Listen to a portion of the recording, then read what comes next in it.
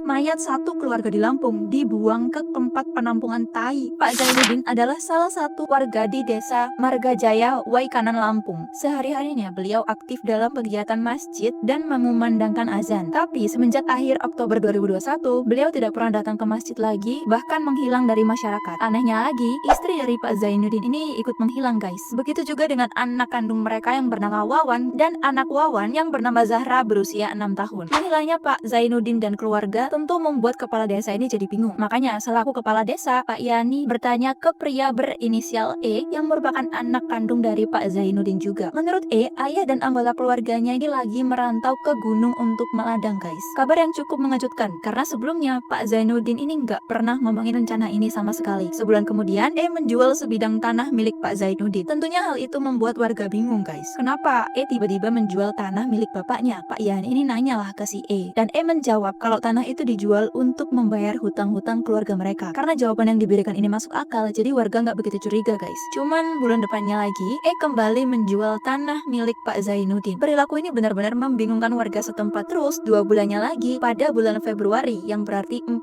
bulan setelah Pak Zainuddin menghilang, anak tiri Pak Zainuddin yang bernama Juanda pulang kampung dari merantau. Juanda bingung, kok orang tuanya ini pada nggak ada semua. Juandanya akhirnya nanya lah ke E, dan jawabannya sama, mereka pergi ke gunung untuk meladang. Juanda yang merasa aneh akhirnya menyuruh E untuk mengantarnya supaya bisa ketemu dengan anggota keluarganya. Sesampainya di gunung gak ada siapa-siapa, guys. Juanda marah nih dan mulai berantem dengan E. Untungnya Pak Yani lewat dan langsung melerai pertikaian mereka. Mereka berdua akhirnya didamaikan dan dipulangkan ke rumah. E yang mulai takut rahasianya kebongkar mengajak anaknya yang berinisial DW untuk menghabisi Juanda. Malam itu E dan DW mengambil pipa besi dan langsung memukul Juanda yang lagi tidur, guys. Lalu lehernya dijerat dan akhirnya meninggal dunia. Warga kembali bingung karena Juanda tiba-tiba menghilang. 4 bulan kemudian, karena kabar 5 orang yang menghilang ini masih belum terdengar, kepala desa akhirnya melaporkan kasus ini ke polisi. Setelah menginterogasi DW, dia mengaku bahwa telah menghabisi Juanda bersama ayahnya, si E ini. Dan E mengaku kalau dia sudah menghabisi ayahnya, ibunya, kakaknya,